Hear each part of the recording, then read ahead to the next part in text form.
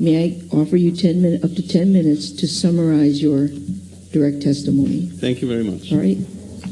So again, my name is Gunther Hasinger. I'm the director of the Institute for Astronomy at the University of Hawaii at Manoa, and I would like to elaborate on a few points in my testimony. First, for foundation, the Institute for Astronomy is a branch of the University of Hawaii at Manoa. We have about 270 employees and institutes in Manoa, in Hilo, and on Maui. And we operate telescopes on Mauna Kea and on Haleakala. With respect to Mauna Kea, we are not involved in the day-to-day management of the mountain, but our kuleana is to promote and provide guidance regarding astronomical research, including long-range planning and visioning. I have joined the Institute in 2011, but my personal experience on the Mauna started in 1997.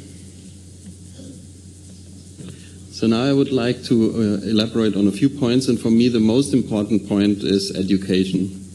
So STEM, which is science, technology, and mathematics education, the pipeline starts in the schools. And what we are doing in astronomy is that we are increasing the fascination for astronomical research as a gateway for children into the world of science and mathematics.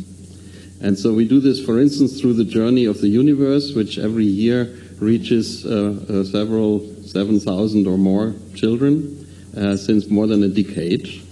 And recently the observatories have added another element, which is the Mauna Kea Scholars Program, where high school and middle school students can directly get observing time at the telescopes for their projects. And we have a program for high school kids, which is called High Star, and that trains local high school kids to go to a university career in STEM fields. And the High Star alumni usually get prize fellowships. They win the local and the national science fairs, and have so far received about $500,000 in prize fellowships and stipends. Then we have a workforce development program, Akamai, which we actually do in collaboration with a workforce development program, Akamai, which we do in collaboration with University of California, Santa Cruz. And we are inviting interns to the telescopes, but also to other industrial and project areas. And many of those interns are native Hawaiians, and they go to observatories, high-tech companies for jobs, not just in astronomy, but across many fields of interest. And Akamai is very special because it has a very fantastic retention rate of close to 80% in STEM stops. So 80% of the Akamai students actually are getting jobs in the place where they are dreaming of. And then I'm particularly proud of the academic education in the UH system, which is the undergraduate program in Hilo and Manoa, and then the astronomy graduate program in Manoa, which are some of the finest and most attractive in the country. We have recently graduated the first native Hawaiian PhD astronomer, and she's now making a career in astrophysics on the islands. Finally, all observatories and the university provide an excellent public outreach and general education program. And TMT's community efforts, together with matching funds from private donors, provide general support to strengthen this education pipeline across a broad range of activities. And they benefit thousands of students and Hawaii graduates. So this was the point about education. Now I would like to draw attention about why do we need so many telescopes up there and how do they work together? Because indeed there are 13 telescopes already. Why do we need another one? And this is because Hawaii is one of the best places on Earth to observe the heavens, and therefore it hosts the premier astronomical observatory in the Northern Hemisphere. And there has hardly been any astronomical breakthrough in the last 50 years where telescopes on Mauna Kea were not involved. You can think about black holes, dark energy, Nobel Prize winning science that is done there. And this is exploited by, or this is demonstrated by the fact that the scientific publications, our currency is basically the creation of knowledge which is documented in scientific publications. And those scientific publications from Mauna Kea are actually more than from the Hubble Space Telescope every year, and they are also more than our friendly competitors in the European Southern Observatory on the Southern Hemisphere. So Mauna Kea is dominating the world output in scientific knowledge in astronomy.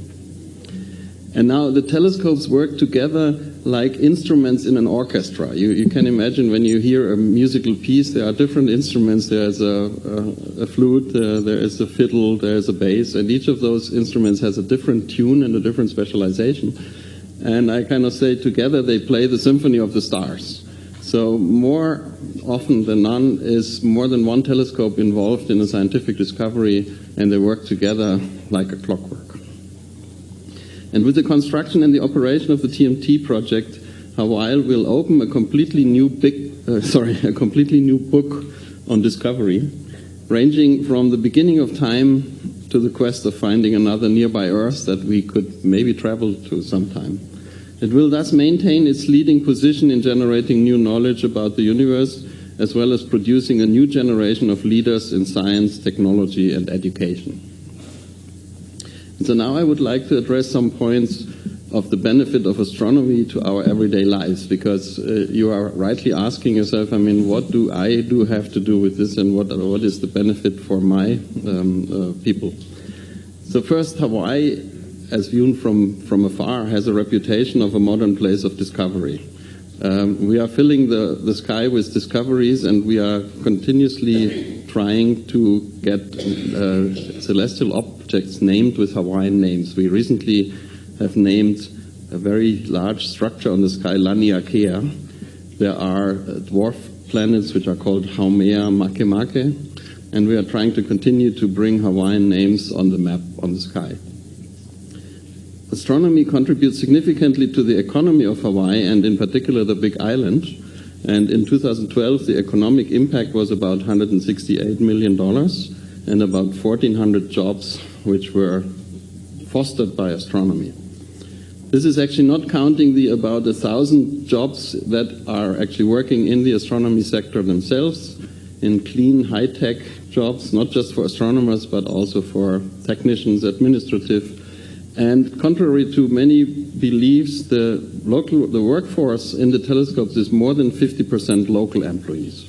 And we are actually trying to increase that number, because for the telescopes it's much better and more efficient to hire local than to bring people from the mainland who are then leaving after a few years. And so it's really in our own intent to increase the local workforce. Astronomy in Hawaii also contributes significantly to the protection of our planet. For instance, against asteroid impacts, we have asteroid watch systems, and also space weather when the sun is spitting out high energy particles. And another example that affects all of us directly is the VOG forecast. We have the weather station up on Mauna Kea, and it does a very great job in predicting the weather. And for all of us, the VOG map that comes out from Mauna Kea is very important. What is VOG? The VOG. VOG is spelled V-O-G. This is the volcanic smog that comes out of Kilauea. Okay, thank you. And it's distributed around the islands. Thank you. Thank you. Thank you, Judge. Now, one point is astronomical discoveries usually take a long time, often several decades, before their benefit to society becomes visible. Nevertheless, they have a huge impact. So if you, for instance, think about quantum mechanics, which is the basis for computers and for electronics and so on, quantum mechanics was discovered in astronomy.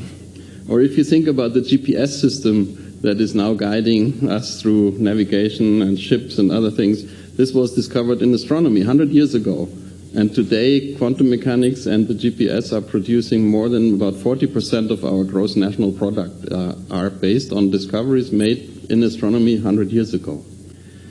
And also, for instance, the very worrisome physics of climate change has originally been discovered in astronomy. When we studied the atmosphere of Venus, we realized what will happen to the Earth if we continue to heat up the Earth. And so if we study other planets, we can actually learn what needs to be done to save our own planet.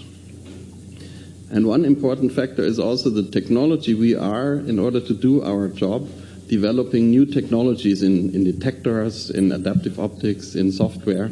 And these technologies also are a catalyst for future economic development in Hawaii. that goes far beyond astronomy. So, for instance, IFA innovations have spun off new Hawaii businesses working in remote sensing or in new technologies for solar power. And I would like to end in this tone with a specific example that you may be able to relate to, where I have personally worked on a technology development which is now benefiting society. When you take your glasses, many of us have these variable focal glasses. And when you remember our mothers or grandmothers, they had the bifocals where there are the cuts in the lenses. And that is because opticians originally were only able to polish round surfaces, but through astronomy and through our work, they actually learned how to polish any arbitrary surface, and now they can polish glasses that we all are wearing. So we have a direct impact on society. Thank you very much. All right, and Dr. Hasinger, TIO.